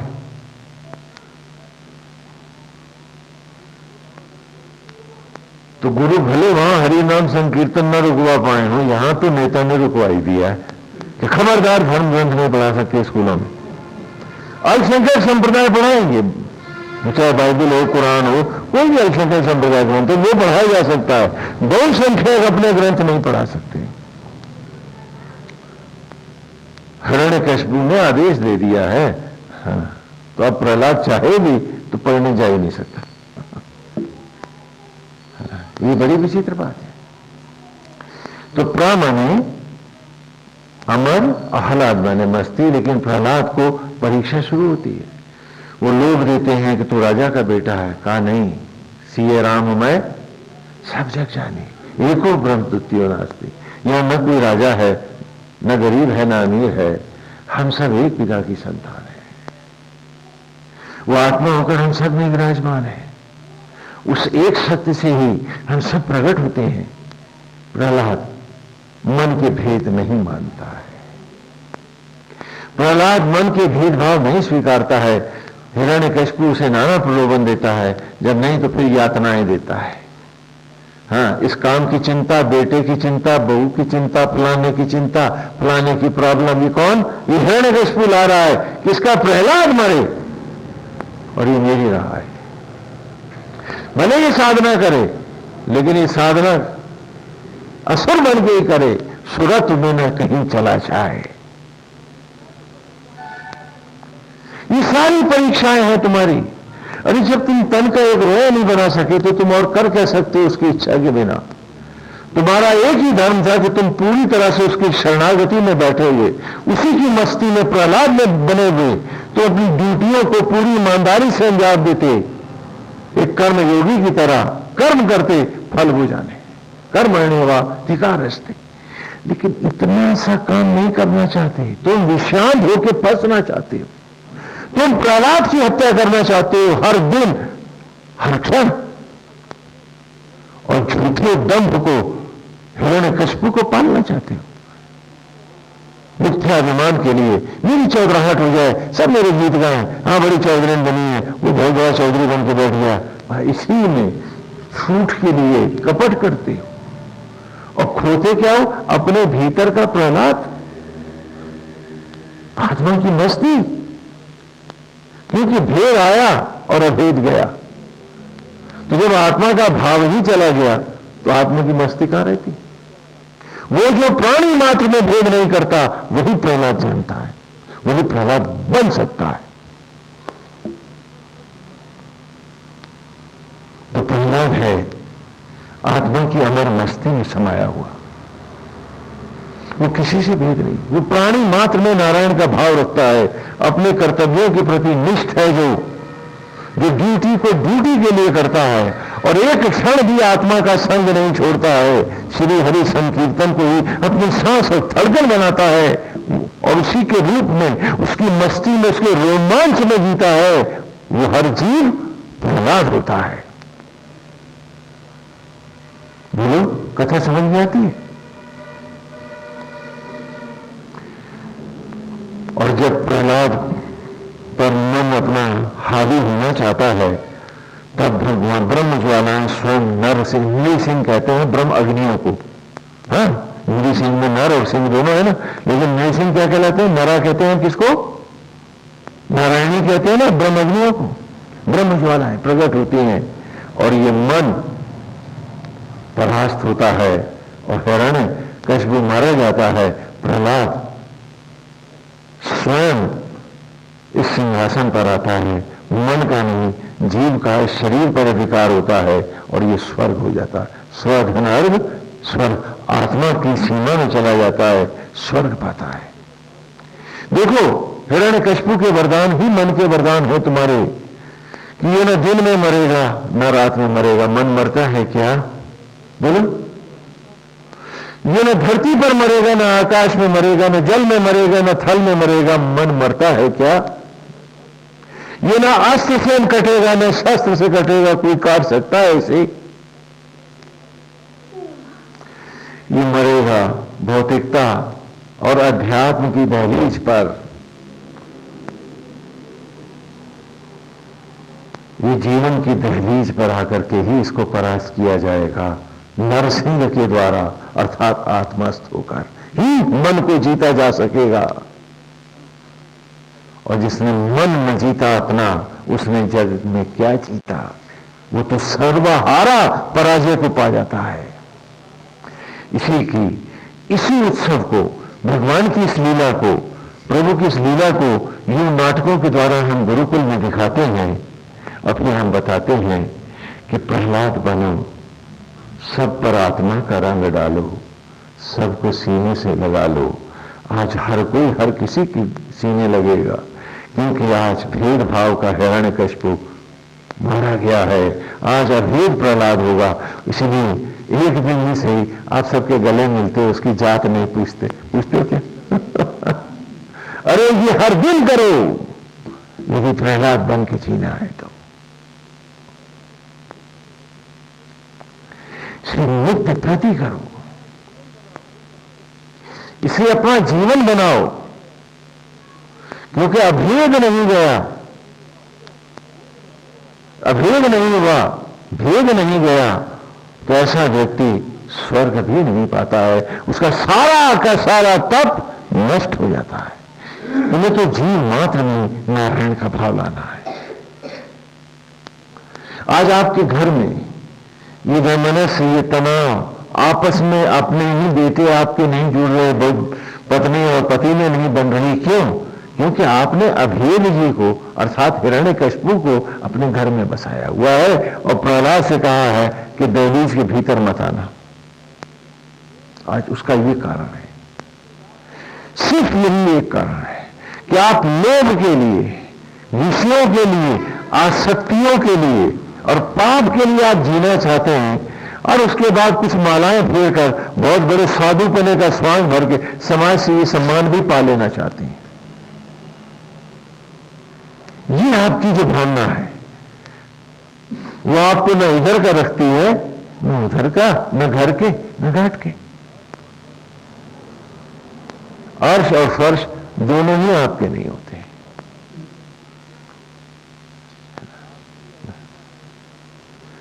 आपकी अवस्था तो त्रिशंकु की जैसी है, धरती छूटी, विश्वामित्र ने उठा दिया, इंद्र आगे आने नहीं देता, बीच में लटके पड़े। हाँ, वो अवस्था है हमारी कि जिसका भेद नहीं गया, जिसने अपने दंभ नहीं तोड़े, जिसने अपने मन के कपट नहीं हटाए, उसने कोई ईश्वर नहीं भेजा। तो फिर किसको भज रहा था? वो आंख नीच के जब माला फेर रहा था, वो अपनी ईगो को, दंभ को भगवान बना के भज रहा था कि मेरा ये काम कर देना, मेरा ये दंभ हो जाए, मेरा ये यशगान हो जाए, मुझको इतने लड्डू मिल जाए। उस वक्त आपके मन में कोई ईश्वर नहीं है, आपकी फूलिश ईगोज है, झूठी तृप्तियां हैं, विषय है, विचार है, उन्हीं को आपने भगवान का जामा बनाया है और माला रगड़ा है आप। क्योंकि यदि ईश्वर का भाव होता, सरलता होती, कपट नहीं होता, स्वभाव निर्मल शीतल जल हो गया होता, गंगा का पवित्र जल बन जाता, उसमें कोई भाव नहीं आते, किसी के लिए ईर्ष्या और द्वेष नहीं होता, किसी के लिए कोई भेदभाव नहीं होता और अपने पराये का लोभ भी नहीं होता।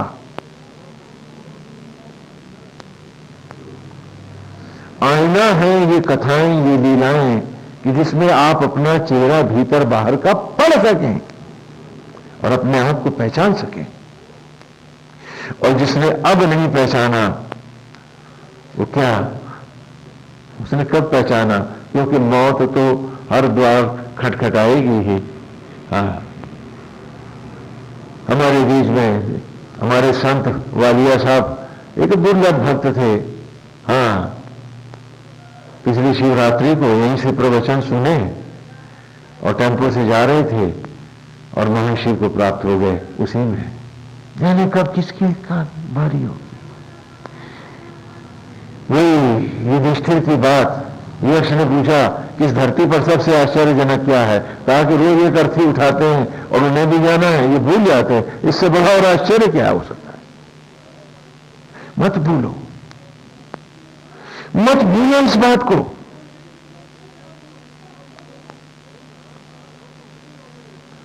कि भाई यहां ट्रांसफर तो होनी है, इसे ट्रांसफरेबल पोजीशन। मनुष्य की योनि में ट्रांसफर बराबर होती, जाना तो पड़ेगा। हाँ, प्रमोट हो गए तो अगली पोजीशन में चले गए, अनंतावस्था में चले गए, डिमोट हो गए तो पशु योनियां, कुछ उससे आगे बढ़ गए तो प्रेत योनियां, जाना तो पड़ेगा। हाँ, इसलिए प्रमोशन डिमोशन, हाँ, अब बिना प्रमोशन के भी हाँ लेवल पर ही ट्रांसफर भी हो सकती है। हाँ, कि तो चलो ये छोड़ो फिर ले लो, ये भी आपके ऊपर है। लेकिन जाना है ये निश्चित है। और जब जाओगे तो क्या तुमको बीवी याद रहेगी या बेटा याद रहेगा या घर याद रहेगा या किसी का देश ईर्ष्या लोभ मोह याद रहेगा? तो जब कल छूटना है, अरे उसे आज क्यों नहीं छोड़ देता पगले, कि वो अगला प्रमोशन तो न जाए तेरा। जरा सी बात है, मतलब आप इससे चिपके क्यों हैं हम नहीं समझ पाते हैं। क्योंकि कल भी तो ये सब बदल जाना है। तो फिर इसको इतना महत्व क्यों देना? क्या हम ईश्वर गंवा रहे हैं, सत्संग गंवा रहे हैं और इससे चिपके हुए। एक युग था जब हम इस पर्व को बड़े धर्मपूर्वक निभाते थे कि आज आत्मा का नशा करेंगे, कोई भांग, कोई शराब, कोई नशा नहीं होगा। और आज होली के दिनों में हम सब जो दुनिया भर का पाप है वो करते हैं। फूलों के पवित्र रंग बनाते थे, सुगंधी डालते थे, आज आप पेंट डालते हैं, केमिकल कलर्स डालते हैं। नहीं, ये तो पाप है। ये तो इस पर्व का अनादर है। आज का दिन तो अपने आप को जानने का है, अपने आप को पढ़ने का है, अपनी उत्पत्ति का, अपने जन्म का, जीवन के क्षणों को मांझ धो करके देखने का दिन है जो होली है। और उस सत्य को पाना है, एको कृष्णा द्वितीय नास्ते सिए राम में सब जग जाने, कि सब में नारायण जब एक है तो हम किसी से भेद नहीं करेंगे। हम प्राणी मात्र के लिए जिएंगे, क्योंकि प्राणी मात्र का एक ही पिता है परमेश्वर, मेरा भी वही है। तो ये सब हम परिवार के रूप में धारण करेंगे। और उसके साथ ही गांव गांव में सफाइयां होती थी। सारा का सारा जो भी पर्यावरण को भी साफ स्वच्छ और निर्मल रखना है, तो जितना ढेर होते थे वो सारे बटोरे जाते थे। होलिका जलाई जाएगी, क्योंकि हिरण्यकशिपु जब मन है तो उसकी बहन का क्या नाम है? होलिका विषयांतता है। या विष्णु के जिएंगे तेरे मन में या प्रहलाद जिएगा। बोल किसे जिलाएगा तू? और इन दोनों को जिलाएगा, तुम ही जिलाओगे अपनी उम्र देखकर। होलिका विषयांतता है, इंद्रियों के विषयों का सामूहिक स्वरूप होलिका है। ये मन की बहन होलिका है, विषयांतता है। जब जब मन विषयों में जाएगा, आत्मा की मस्ती का भाव ऊंचू हो जाएगा और तू बहुत बड़ा निर्धन हो जाएगा और सोचेगा कि धनी हो गया तू। क्योंकि जिसकी मन की मस्ती गई उससे बड़ा निर्धन कौन? वो तो धरती का निर्धन व्यक्ति है, जिसके मन में शांति नहीं है, जिसके मन में आत्मा की मस्ती नहीं है, जिसके मन में प्रभु का भाव नहीं है, वो तो वहां कंगाल है, वो तो बड़ा दीन है वो। और उम्र क्यों पिलाएगा? आयु तो देगा उसे कि कौन जिएगा, कौन जिएगा? प्रहलाद, ये हिरण्यकशिपु, ये हम सबको सोचना है। और हिरण्यकशिपु तभी तो जिएगा कि जब हम प्राणी मात्र में नारायण का भाव, उसकी मस्ती, उसका रूप और गायत्री नहीं ऐसा कि हर क्षण मेरा नया हो तो गायत्री में हो, ये ऋचा का भाव भी है ना, कि सानास्तवान आभर, कि अपने स्थायित्व के लिए रिजीव हम सब चलो आज इस गायत्री को, इस जीवन के इस महान मंत्र को, प्रहलाद को से ही अपने आप को भर ले। जो गायत्री का मंत्र है, जो आत्मा का भाव है, जो नारायण का रूप है, जो वंदनीय है, जो मेरे स्थायित्व का मूल है, आओ आज इसी से अपने जीवन को भर लें। भर गायत्री नवीयसा, और इस भाव को, अपने इस आत्म भाव को बारंबार इस गायत्री मंत्र के द्वारा फिर नया कर लें। इस मंत्र को जीवन की सांसों में ढाल लें, जीवन की राह बना लें। तो यहां गाने से नहीं, जीने का अर्थ है। और एक वीर की तरह, एक यशस्वी की तरह चलो आज वीरवती ईशम, शीघ्रता से, निरंतरता से, माने शीघ्र निरंतर धारा प्रवाह, जैसे नदी का वेग है ना, तो उसी प्रकार से निरंतरता से, न रुकते हुए निरंतर इसी में धड़कते चलें। और एक इस यश को पाने का प्रयास करें, इस सत्य को धारण करने का प्रयास करें, जो मेरे जीवन का अमृत है, जो मेरे जीवन की राह है, वीरवती ईशा। और इसी के साथ आज के दिन जो हम कल होली जलाएंगे, तो सब जगह से, सब भाव से, हर ओर से जो सूखी हुई लकड़ियां हैं, ये कौन है? ये हमारे ही बड़े भाई हैं, ये अग्रज हैं और हम अनुज हैं उनकी। शिव की कथा में बताया था ना कि कार्तिकेय हैं, षडमुख है,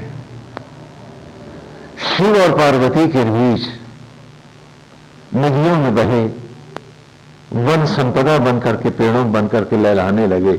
और इन बीजों ने को किसने पाला? 6 माताओं ने, 6 ऋतुओं ने।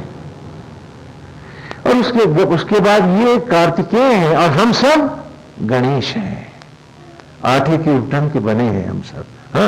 पिछले रविवार को उनकी कथा में, शिवरात्रि के दिन पर पूर्व के आपने सुना था भगवान शिव की कथा। और देखो कि बड़े भाई और छोटे भाई का प्यार देखो।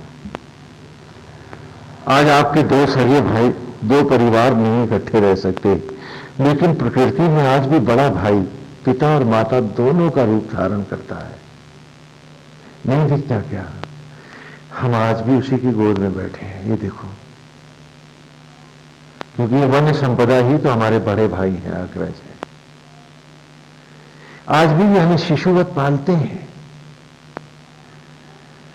ये अपने को जलाते हैं कि जिससे तुम जी सको, तुम्हें गर्म भोजन मिल सके। ये भोजन भी बनते हैं और स्वयं को जलाते हैं। इसे प्यार कहते हैं।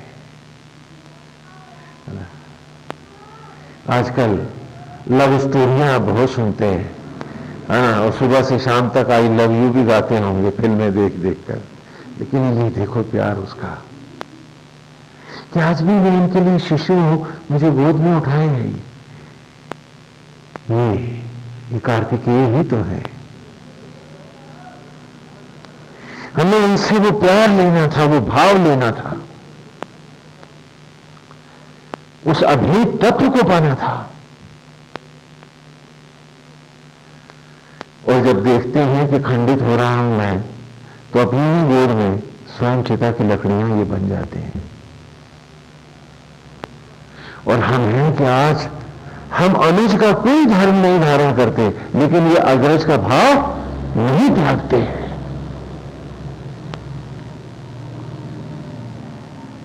त्यागते हैं क्या? और आज भी हमें नहीं पहचानते। हम इनका धंधा और व्यवसाय भी करने लगे हैं, अपने अग्रज की हड्डियां भी बेचते हैं हम, और करोड़पति बनने का सपना भी देखते हैं। हमें इस कुदरत से उस प्रेम को पाना था जो परमेश्वर है, वो कभी मिलना नहीं होता है, और वो होली है, वो पर्व है, और वो ये ऋचा है कि क्या स्नेह है इनका। और इन्हीं को हम इकट्ठा करते हैं और इनको सामने जलाकर इनके सामने होली के दिन हम शपथ लेते हैं कि आज हम अपने मन की विषांतता को यहां जलाते हैं, और हम संकल्प लेते हैं कि बरस से बरस तक हम सारा दिन प्रहलाद बन के जिएंगे। और हम तो उसी दिन शराब पीने लगते हैं, गालियां बकने लगते हैं, और एक दूसरे पर दुर्गंध डालने लगते हैं। ना, ये कोई होली नहीं है, ये देवतुल्य, ये इन अमृत पर्वों का अपमान है, उपहास है, निंदा है। और क्योंकि अब फूलों के रंग नहीं होते हैं, तो अबीर और गुलाल से ही हम अपने प्रेम के भाव को प्रदर्शित कर सकते हैं, और उसे भी हम चाहें तो स्वयं बना सकते हैं। वो बड़ा काम नहीं है, हाथ से बनाया जा सकता है वो। लेकिन गंदे रंग डालना, बेहुदी गालियां बकना, नशा करना, आज के दिन ऐसा है कि जैसे धर्म को, अपने पूर्वजों को, सबको अपमानित और प्रताड़ित करना है। ये नहीं होना चाहिए। ये महापर्व है, और गुरुकुल में पर्वों का, निरंतर त्योहारों का एक निरंतर, तो हर महीने कोई ना कोई हम त्योहार मनाते हैं। क्यों मनाते हैं? जिससे बालकों में उमंग रहे, उत्साह रहे, क्योंकि हमें तो उनको प्रैक्टिकल जीना सिखाना है। शिक्षा उड़ी नहीं जाती, किताबें केवल जानी नहीं जाती, शिक्षा को तो अपना के रूप में तो बालक को ढालना होता है। वेदाहम सूत्रम विततम, कि वेद हूं मैं, ये सूत्र को मेरा, विततम व्यापक हर ओर। आज डिग्रियां पकड़ करके बालक आ जाता है, वैसे लोग, क्या वो ज्ञान उसके जीवन में उतरा है? हम आपको एक घटना बताते हैं, बहुत पुरानी बात है ये। जब हम दिल्ली गए तो हमारे पास एक साइकोलॉजी की और सोशलॉजी दोनों में बड़ी पारंगत एक विदेशी प्रधान, पीएचडी, और आगे भी पढ़ाती भी है, थी वो जमाने में। और मुझसे कहने लगी कि उसने एक नया शोध ग्रंथ लिखा है बच्चों के मनोविज्ञान पर। कहना ये कि स्वामी जी, अगर आप इसका प्रीफेस लिख देंगे, जो शब्द जो आगे लिखते हैं, तो मुझे बहुत अच्छा लगेगा, हमारा सम्मान भी बढ़ेगा। हमने कहा बेटे रख दो, हम लिख देंगे। वो रख के चली गई, और लोग आते रहे, मिलते रहे। शाम के टाइम एक सज्जन पधारे, मेरे सामने बैठ के भूं भूं करके रोने लगे। हमने कहा भाई कौन है आप? कहना आपने नहीं पहचाना? नहीं। बोले जो आपको शोध ज्ञान दे रही है, मैं उसका पति हूं। मैंने कहा तो आप रो क्यों रहे हैं? कोई तकलीफ है, पीड़ा है? बोले जी वही मेरी पीड़ा है। क्या मतलब? कहना मेरे हमारे एक ही लड़का है, और वो बीवी उसको इतना मारती है कि बेहोश हो जाता है, हफ्ते में एक बार तो होता।